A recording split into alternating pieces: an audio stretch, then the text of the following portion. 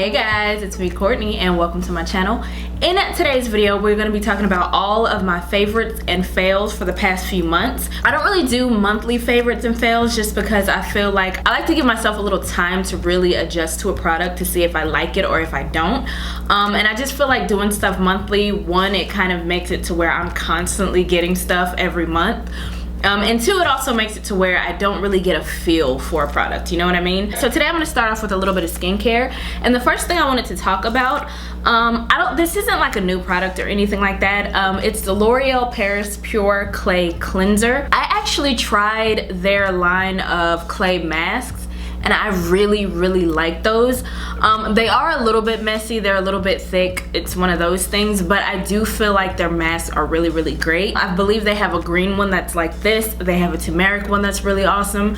So I was a fan of their mask before this. Essentially what this is a clay to mousse cleanser. It's a little bit thicker than your regular cleanser, but when you wash it off, it leaves your skin really bright and super clean, but it doesn't feel like it's drying or anything like that. I've kind of gotten in the habit of trying just new cleansers in general. One, because one of my favorite cleansers is the soy face cleanser. I think I've mentioned that a few times on my channel, but that is one of my favorite like lighter cleansers. This one's probably a little bit heavier than that in the way that it feels, but I feel like this one probably does a better job at getting out all the impurities, if that makes sense. The next thing I wanted to talk about, this is the Lancome Vissionaire Eye On Correction Balm. That's what we're gonna call it. I originally got this because I was watching a Jackie Aina video where she talked about this. It kind of feels like a regular like moisturizing type of primer. So on days that I don't wear makeup, I actually don't use this. I actually use it as like a skin prep type of thing. So I put it under my eyes if I know I'm gonna do some heavy concealer or if I know I'm gonna do like a heavier makeup look,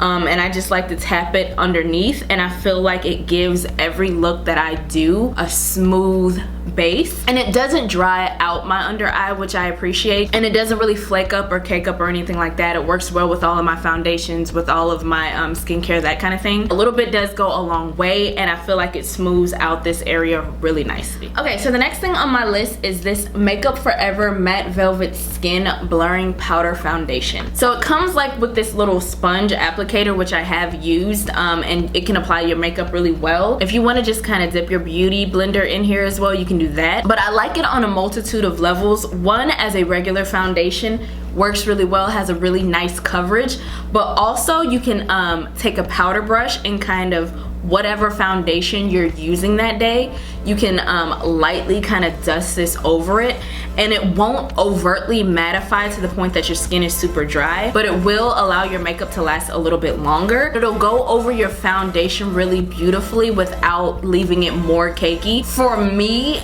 by itself, it lasted about 6 to 8 hours before it started getting just slightly oily. For me, that's longer than like the usual powder foundations that I use. So I really like this one, and it doesn't cling to any dry spots that I have, doesn't cling to any textures. Not too long ago I had another eczema breakout on my lip and it didn't cling to that. It kind of was still very smooth, and that's another thing, it gives such a smooth, flawless base if you do decide to use it just as a foundation by itself.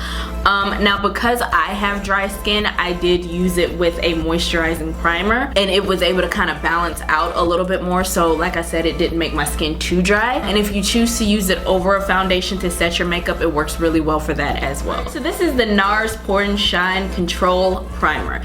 This is not new by any means. This has been on the market for like years. I have always been a little skeptical of this primer just because I felt like there was so little amount wise for more money than I was willing to spend on a primer. But then I got the Tatcha Silk Canvas Primer, and I really like that, and I figure sometimes it's okay to splurge a little bit if the product is really awesome, and I feel like this is one of those things. So this has worked well with multiple foundations. I haven't had any issues with any flaking, any balling up, or breaking down of my makeup, which I will get to a primer that really sucked. It sinks into the skin. It doesn't break down my makeup at all. It makes it last a lot longer, and it smooths everything out without my skin being too moisturized or too dry. It's a nice balance, so I really love this primer. So I got this not too long ago. I think I did a haul video with this in it. This is the DiorShow Maximizer 3D Triple Volume Plumping Lash Primer. I have the smallest lashes you will ever see. Top and bottom, and I feel like this does an awesome job at like lifting up my lashes. It doesn't necessarily elongate them, but it does lift it to the point that you can actually see them, and then it makes it look like they're a little bit fuller. I was a little bit scared that it would kind of leave a white cast or something on my lashes, but it really doesn't. It works well with like all of my mascaras, and I just feel like it gives the lift and the body that I want. Now it doesn't work on my bottom lashes because my bottom lashes are way more sparse. For my bottom lashes, I still just use the Bad Gal Bang mascara. That works pretty well, but it does like slightly enhance the look of my natural lashes, especially on days that I don't feel like wearing lashes, which has been a lot more as of late. For the last of my favorites is an actual hair product. So this is the Aunt Jackie's Don't Shrink Flaxseed Elongating Curling Gel. So I tend to have a low hair porosity for the most part. So what that means essentially is like the cuticle of my hair doesn't like to really open up for moisture, and a lot of times for my hair less product is better, because if I put too much product on, by the time I get through like a whole wash and go routine, my hair cuticle is already closed up, so I'm just kind of putting stuff on top of the strand and it's not really seeping in. Does that make sense? With this gel, I've been able to just use a really thick detangler or a really thick moisturizing cream and the gel, so I only have to use 2 products, and I still get a really good definition. It still lasts, and it does give a really good hold without as much crunch as I'm used to.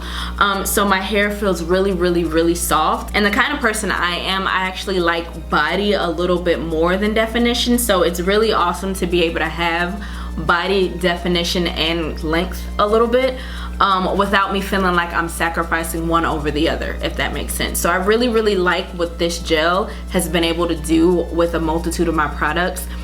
So that I'm not packing product on top of product on top of product on top of my hair, and I can still get a pretty decent wash and go where I don't have to fidget with my hair too much during the week. Let's go ahead and get into some of the products that I hate. This is the Milk Hydro Grip Primer. I am the kind of person who, when I get a makeup product, especially if it's super hyped up, especially if everybody's like, I love it, you have to get it, you have to get it, you have to get it, I will try over and over and over and over again to try to make a product work for me. Especially like this being the primer, I've tried it with different foundations. I've tried it with my skincare, without my skincare, with different foundations, powders, products, all that kind of thing. And when I tell you I severely do not like this primer, it's not even a joke. The first thing that I don't like about it is it has like this adhesive kind of smell. It's like a really strong glue. I cannot stand the smell of this. And now it is a gripping primer, so I full on understand that it's meant to be sticky. Not mad at the stickiness at all. However, it doesn't want to mesh with my skin or anything else that I put on my face. So this primer broke down my makeup so severely to the point where I had little spots on my nose and on my face right here, and I've never actually had a product that I can think of that's done that. And in all honesty, I don't feel like it made my makeup last any longer. I feel like, if I'm being 100%, it took away the longevity of my makeup. I've used it with foundations that I know are long lasting on their own, and to have this product completely like melt away on my skin and then break down even the best of foundations, I felt like that was insane to me. But in all honesty, I just think with my skin in general, it just does not want to click with it, which is fine. I know a lot of people really love this. I am just not one of those people that can use it, nor would I recommend it. I have already done a review of the entire Pat McGrath the system, the Sublime Skin Perfection System, I think is what it's called. So you will already get my thoughts on this by the time that this video is out. So this is the Pat McGrath Skin Fetish Sublime Perfection Primer. Obviously hate the packaging. It's very cheap feeling. It's one of those primers that it feels like it would be interesting, right? Feels moisturizing, but it really doesn't sink into my skin. My husband had the idea of, because it was, you know, a skincare kind of primer, to not use any of my regular skincare, not my serums, just do bare face and then use this, which I did do, and I think it worked better, but it still didn't work. It made my foundation oily and it made it kind of break down in this area right here. I thought for sure that because it's Pat McGrath and because the way that her models look, which I mean they're models, but the way that their skin always looks, I just thought this was going to be the best primer. And it's like $60, I think, so I just knew that this was going to be my favorite primer of all time. And it's so unfortunate because not only is it cheap feeling and cheap looking, but it just feels like a regular moisturizing lotion. However, my skin won't accept it. For whatever reason, it sits on top of my skin and then it makes all of my other makeup sit on top of itself, so it's just this barrier, this layer on top of my skin that doesn't completely sink in, and then it breaks down so easily. It breaks down the makeup so easily, and it's just really frustrating because I wanted to love this with my heart and soul. I really did. If you guys haven't seen my Pat McGrath complete full review of the powder, the foundation, and the primer, I will definitely link that in the description box below, along with all of these products, along with everything that I'm wearing on my face as well. So this is the Vice Lip Chemistry Lasting Glassy Tint from Urban Decay. This is the, I guess, gloss that they came out with the Stay Naked collection. It's like a mix between a blotted lip, a balm, and a gloss, but in turn you end up with this kind of sticky, wet formula that's not at all flattering. Can y'all see that? Like, it's literally sticky, but on your lips it feels wet as well. It's so weird. It feels like glue on my bare lips, but then when I try kind of putting it on top of something or layering it on top of a regular like lipstick, it doesn't mesh that well. I don't know if anybody else has had maybe a different experience with these, but I just really don't like these. Love the packaging, love the foundation, love the concealer. Not a fan of these. Last but not least, okay, so ColourPop came out with these blush and light sticks. I did end up picking up one of their trios, and it came with the colors Under Pressure and Aloha in the blush sticks, and then in the light sticks it is Bullseye. I was so excited for these to come out, mainly because me being dry skin, I really enjoy products that are glowy, essentially, like a nice little glow from within type of situation. So I always love liquid blushes, and stick forms as well. Like, I love stick form blushes as long as they're not sticky feeling or tacky to the touch. What sucks about them is they literally have very little to no color payoff at all. I'm gonna see if y'all can see that. All right, so when I swatch them, they looked really pretty, very beautiful colors, but when you blend them out, they blend into nothing.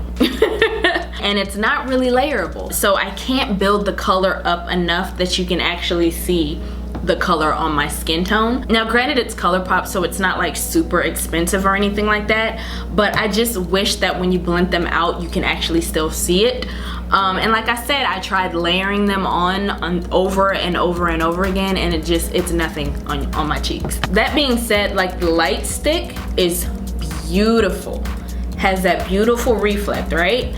But the problem with this one is not that it blends down, but it doesn't blend at all. So I tried putting this on top. Oh, it blends on my hand, jeez. I wish it would have did this on my actual face. But yeah, so when I put this one on my cheek, it kind of just creates this line that doesn't want to move.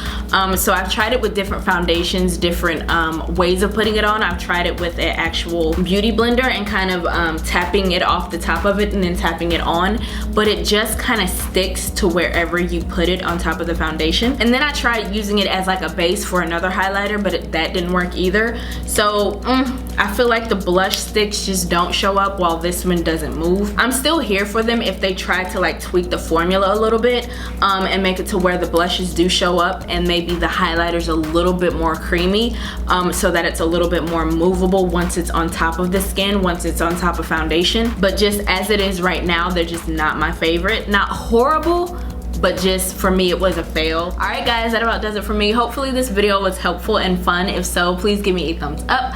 Be sure to like, comment, and subscribe. Share the video if the mood suits you, and I'll see you guys in the next one. Bye.